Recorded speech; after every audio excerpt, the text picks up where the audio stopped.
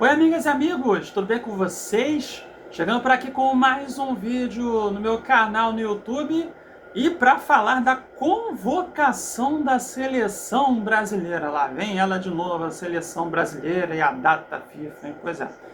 Bem, o técnico Dorival Júnior convocou nesta quinta-feira os 23 jogadores que vão representar o Brasil, que estarão na seleção brasileira na data FIFA deste mês de março, as duas rodadas das eliminatórias para a Copa do Mundo de 2026. E serão dois jogos difíceis, hein? Porque o Brasil vai enfrentar, ao meu ver, as duas melhores seleções neste momento da América do Sul. O Brasil vai enfrentar a Colômbia no dia 20 de março em Brasília, no estádio Mané Garrincha, e no dia 25 o Brasil vai enfrentar a Argentina, lá em Buenos Aires. Então vou falar um pouco desta lista de convocados e a minha opinião dessa lista. Enfim, eu sou Almeno Campos, jornalista esportivo daqui do Rio de Janeiro, faço parte da equipe de transmissões da MS Web Rádio, que é uma web rádio lá do Mato Grosso do Sul, e que também tem uma equipe de transmissões aqui do Rio de Janeiro, e a gente faz alguns jogos das equipes cariocas lá para MS Web Rádio. Você que está chegando aqui ao meu canal no YouTube pela primeira vez, seja bem-vindo, bem-vinda. Já convido você a se inscrever no canal, primeiramente, se inscreva no canal, ative o sininho das notificações também, pois quando for postado um vídeo, ou short, que é aquele vídeo mais curto, você vai receber a notificação. Deixa o like no vídeo, tá? E compartilhe o vídeo com todo mundo também, até mesmo para aquela pessoa que você não gosta, que você detesta, que você odeia, não tem nenhum problema, tá? O importante é divulgar os vídeos, os conteúdos que faço por aqui. Essa divulgação também é muito importante para o crescimento aqui do meu canal no YouTube. Estou aí encaminhando para chegar a 400 inscritos por aqui. Me ajuda nessa? Então vamos lá. Já agradeço pela sua audiência por aqui, tá bom? Então vamos falar dessa lista de convocados. Semana passada foi divulgada aquela pré-lista com mais de 50 jogadores. E dessa pré-lista foram convocados 23. E a lista é essa. Os goleiros Alisson do Liverpool, Bento do Al Nassr da Arábia Saudita e Ederson do Manchester City.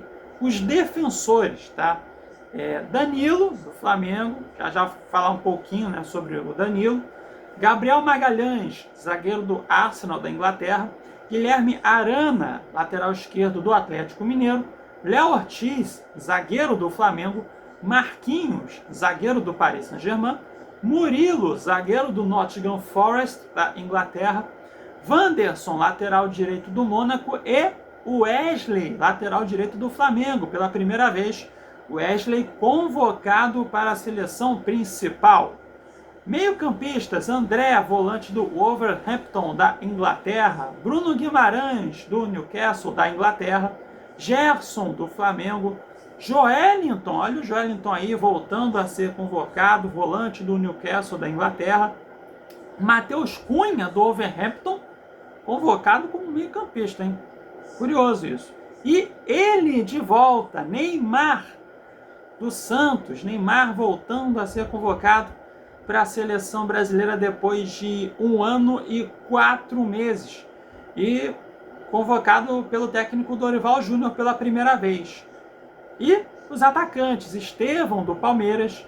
João Pedro, do Brighton, da Inglaterra. Rafinha, do Barcelona. Rodrigo, do Real Madrid. Savinho, do Manchester City. E Vinícius Júnior, do Real Madrid. Portanto, essa é a lista dos jogadores convocados. Essa lista que pode modificar, né? Pode dar um azar, por exemplo, de ter algum jogador lesionado. Então, se acontecer isso ou algum outro problema,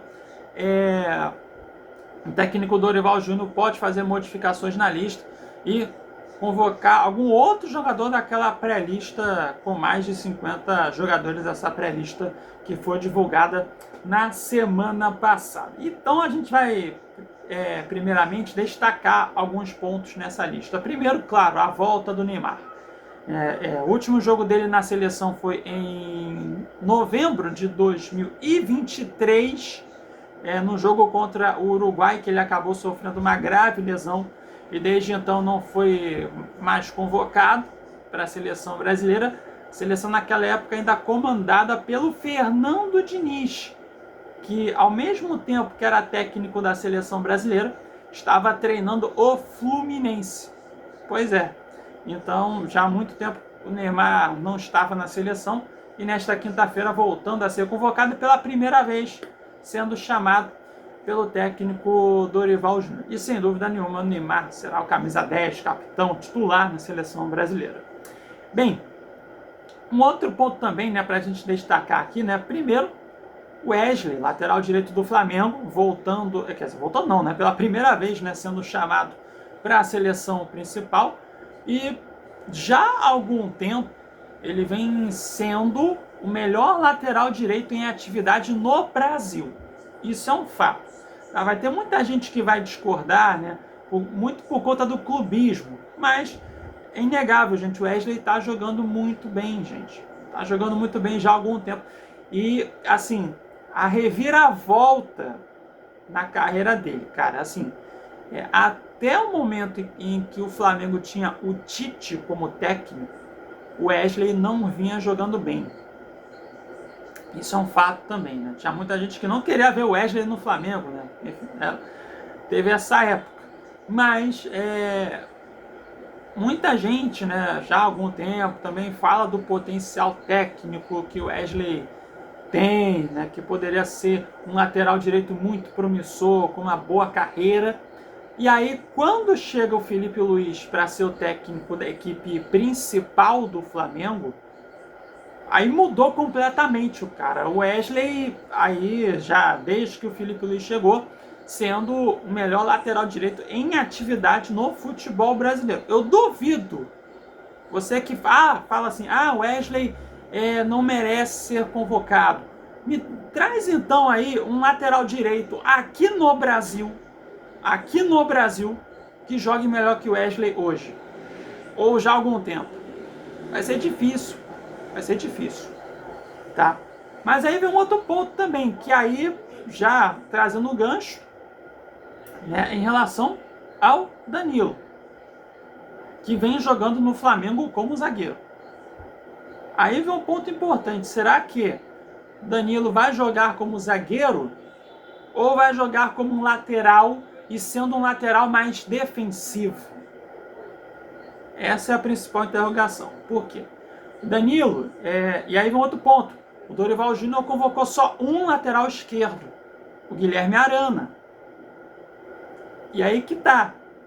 O Danilo vai jogar como lateral esquerdo, mas sendo um lateral mais defensivo, e aí o Wanderson seria o titular na lateral direita? Ou então pode ser que o Danilo jogue como um lateral direito, e aí o Guilherme Arana como lateral esquerdo, titular na lateral esquerda? São possibilidades. Eu vejo o Danilo aí atuando mais como um lateral, mas sendo um lateral mais defensor. Porque a Colômbia, né, principalmente a Colômbia, né, que tem aí, por exemplo, na ponta esquerda, o Luiz Dias, né, que joga muita bola, né? E aí o Danilo vai jogar na lateral direita para ser esse cara para marcar o Luiz Dias, por exemplo. Tem essa possibilidade. Vai ter muita gente também que vai falar do John Arias, né, do Fluminense. Só que o John Arias, na seleção colombiana, ele joga mais centralizado. Ele não joga como ponta direita. Na seleção colombiana, ele joga mais centralizado. E aí, na maioria dos jogos, o James Rodrigues é quem atua como um ponta direita, só que em alguns momentos também cai mais pelo meio, outros momentos também pela esquerda. Então, eu não sei como é que o técnico Dorival Júnior vai pensar em relação a essa situação de ter um lateral mais marcador, que vai ser o Danilo, mas aí o Danilo vai jogar na direita ou vai jogar na esquerda, por exemplo, no jogo contra a Colômbia? É uma grande interrogação também, mas eu acho que o Danilo ele vai jogar como um lateral, sendo um lateral mais marcador. Pela esquerda ou pela direita, essa é a grande dúvida. E aí, voltando ao Wesley, eu acho que o Wesley ele vai acabar indo para a seleção brasileira, só que vai acabar ficando mais no banco mesmo, vai treinar com a seleção e vai ficar no banco. Essa que é a verdade. Eu acho que dificilmente o Wesley vai entrar em campo, a não ser que aconteça algum problema ali durante o jogo com o Wanderson ou com o Guilherme Arana. Não sei como é que vai ser, mas acho que dificilmente o Wesley vai ter alguma minutagem na seleção brasileira. Dificilmente, essa é a minha visão. Eu acho que, assim, a convocação do Wesley, já falei aqui, é muito merecida, sim. Melhor lateral direito em atividade no Brasil, sim. Só que eu, sinceramente, acho que ele vai ficar mais pro banco mesmo. Ele vai ficar no banco. Essa é a minha visão em relação a uma utilização do Wesley na seleção brasileira. Mas é claro, né, o Wesley é muito feliz, né? Muita gente já viu nas redes sociais a felicidade do Wesley em ser convocado para a seleção brasileira, né? E, cara, a reviravolta na carreira dele, né? Que há menos de um ano era um cara que muitos torcedores do Flamengo não queriam ver jogando no Flamengo e agora está sendo convocado para a seleção brasileira de forma muito merecida. Enfim. E aí a gente vai, um outro ponto também para a gente destacar aqui, né? Em relação à parte ofensiva. Né, porque uma coisa que me chamou muita atenção é o Neymar sendo convocado como meio-campista. E o Rafinha e o Rodrigo, né, sendo convocados como atacantes. Né? Em outras listas, por exemplo, o Rafinha foi convocado como meio-campista. Em outras listas, o Rodrigo foi convocado como meio-campista. E aí vem um ponto importante, né, porque tem dois caras que podem ser centroavantes que foram convocados. Matheus Cunha, que foi convocado como meio-campista, curioso isso, e João Pedro, do Brighton. São dois caras aí que podem fazer sim essa função de centroavante, de camisa 9. Só que convenhamos, nenhum dos dois, nem o Matheus Cunha e nem o João Pedro, vão barrar Neymar, Rafinha, Rodrigo e Vinícius Júnior. E aí vem um outro ponto. Quem será esse falso 9? Será que o Neymar vai ser esse falso 9? Será o Rodrigo? É uma grande dúvida aí, cara, que o Dorival Júnior também vai ter que, digamos assim, sanar, ter essa resposta, né, para colocar. E, gente, cara, olha só. A gente tem Neymar, o Neymar com vontade de jogar.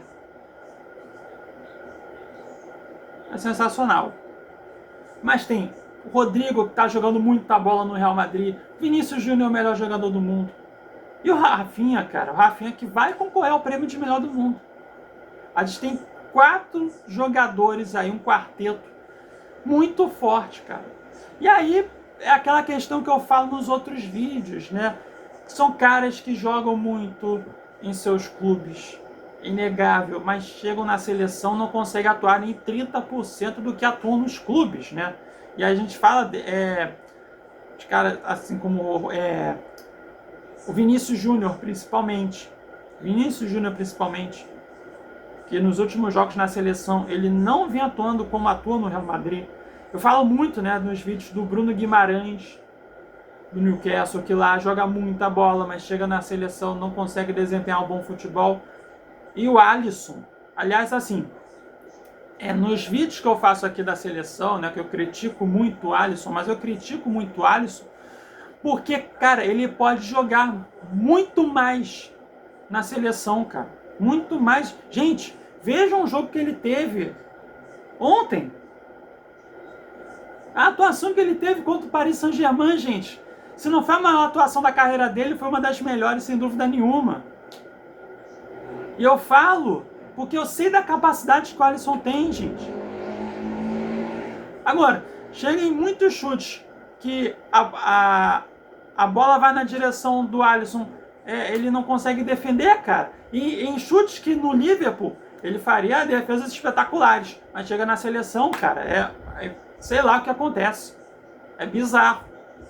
Então, eu critico o Alisson na seleção porque eu sei do nível que ele atua. Gente, a gente está falando de um dos melhores goleiros do mundo. Repito, a atuação que ele teve, por exemplo, contra o Paris Saint-Germain, gente. É isso que eu cobro do Alisson na seleção brasileira. É isso que eu cobro dele. Entendeu? Então, são exemplos aí do que eu falo, costumo sempre falar nos vídeos. de caras que são destaques em clubes na Europa, do lugar de maior exigência técnica no futebol no mundo. Mas chegam na seleção, não sei o que acontece, os caras não conseguem desempenhar bem. Enfim, mas eu torço muito para que caras como Vinícius Júnior joguem muito bem na seleção. Gente, a gente tem Vinícius Júnior, Rodrigo, Rafinha e o Neymar. Olha que quarteto, gente. E, cara, se esse quarteto conseguir jogar muito bem, cara, é difícil de segurar, sabe? É difícil dos adversários pararem. Olha isso, cara. Então, são alguns pontos aqui para comentar a respeito dessa convocação. Eu já esquecendo, né? Falar das ausências. A gente também precisa falar de algumas ausências aqui que me chamam a atenção. Primeiro, em relação ao Andrés Pereira, do Fulham, da Inglaterra. Ele apareceu na pré-lista, só que ele não foi chamado para a lista final. E o Andrés Pereira, no ano passado, em algumas partidas da seleção, quer dizer, uma boa parte dos jogos na seleção, que o Andrés Pereira entrou no decorrer do segundo tempo, por exemplo, perdão, ele entrou muito bem, cara. Ele entrou bem nos jogos. E agora não foi convocado. O Andrés Pereira, que esteve até próximo de se transferir para o Palmeiras, mas acabou que não aconteceu a transferência e não foi para essa lista final do técnico Dorival Júnior. Esse é o primeiro ponto. Segundo ponto, em relação às ausências de alguns jogadores do Botafogo, né? O Igor Jesus, por exemplo, atacante, e o Alex Telles, lateral esquerdo, né? E isso, creio que por conta do início ruim e bagunçado do Botafogo nesta temporada de 2025. Que o John Textor fala, não ligo, né, para o início de temporada, só que isso acabou influenciando também no caso, nas não convocações do Alex Telles e do Igor Jesus.